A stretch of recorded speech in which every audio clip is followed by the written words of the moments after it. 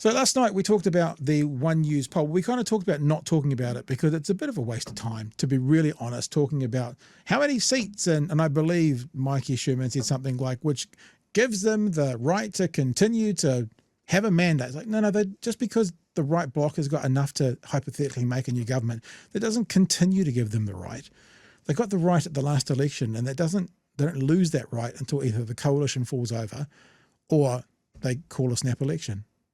They're the only two possibilities, not a full term. But the one thing that is interesting about the numbers is when they're talking about leaders and the leadership numbers, because the leadership numbers are not necessarily about seats in the House. They're about how the country is feeling about these people right now. So there is a bit more interest with how does the country feel about these people? Because remember, I don't know whether it was One News or News Hub or one of those groups, but the last time they did this, Christopher Luxon was at historic lows for where he was at as a preferred prime minister. You know, because you often have that honeymoon period where everyone, quote unquote, everyone loves you. And his numbers were lower at that point than like the previous 5 prime ministers after an election. But they talked tonight again about the preferred prime minister numbers and the plus minuses. So let's have a bit of a look of what the results are. How are you? They hold the 2 most prominent roles in New Zealand politics, but... Was that Chippy and the horse? Those two, they hold them, is it? I would vote for Chippy and the horse. Those two. They hold the 2 most prominent. Look at this tiny wee horse. The tiny horse. Look at it, tiny wee horse. Or Chippy's had a real growth spurt. Could be that as well.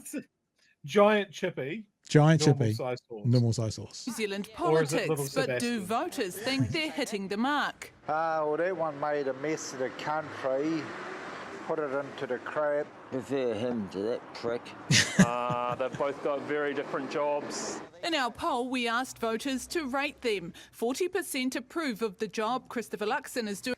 That's not terrible. It's not good, but it's not terrible. But as Prime Minister, but 45% disapprove. Approve minus disapprove gives him a rating of -5. For Chris Hipkins, nearly half approve of the job he's doing as opposition leader, while just over a third disapprove, giving him a rating of 13. Now, we can keep going, but you know the next part of the conversation is putting the microphone in front of the people and them all going, well, polls don't really matter now. But I'm interested in talking to this. This is really the crux of the conversation, to be honest with you.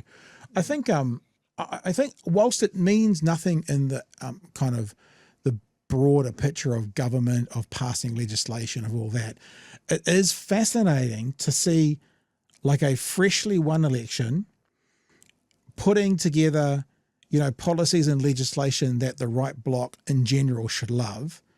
And he's still so unpopular. He's still a -5. And look, even if you get the -5, he's behind Chris Hipkins on approval ratings, just 40 to 47, even if you look at that. The opposition, the former Prime Minister, 6 months, 8 months into a new term, is 7 points ahead of you in the approve stats.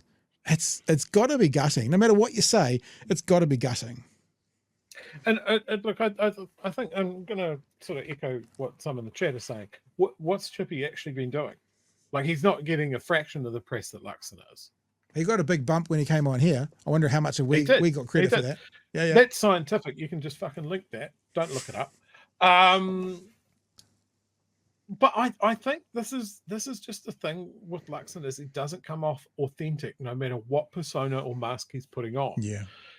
He's tried most recently the tough, decisive leader of we're doing boot camps and I don't care what you think.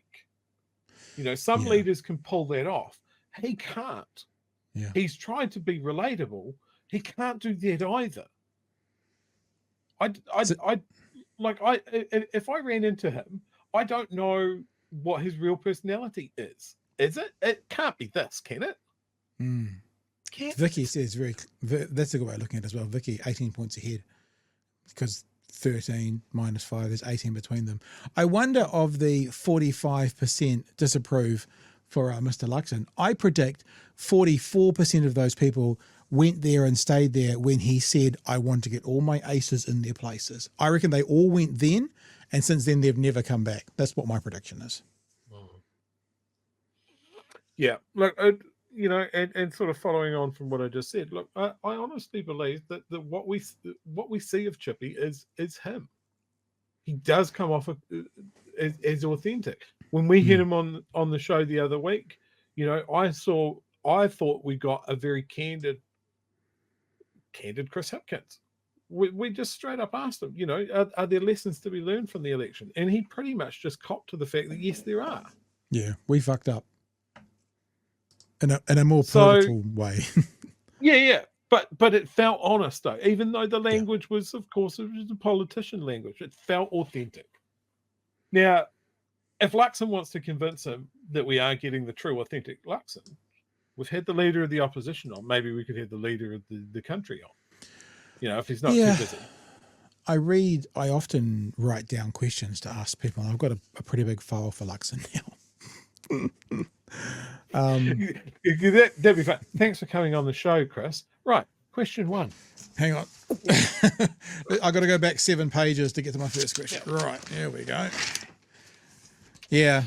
I mean, I think it's, remember that all of this talk, as I think fair as it is, and especially when it comes to criticism of Luxon and how the country's saying, all of those things being equal, they still get to make whatever policy they want.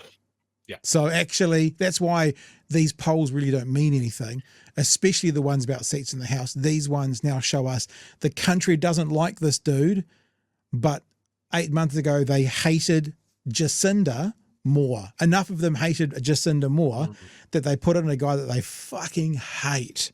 I mean, think about that. I mean, we're going to play a bit from Bomber shortly, and he talks about rat fucking. Are they rat fucking the public service enough? It's kind of, that's sort of the response that that the country gave to Labor. It's like, see this guy, this bald guy? He's the worst fucking choice ever. We hate him, and we're going to vote for him and get you guys out.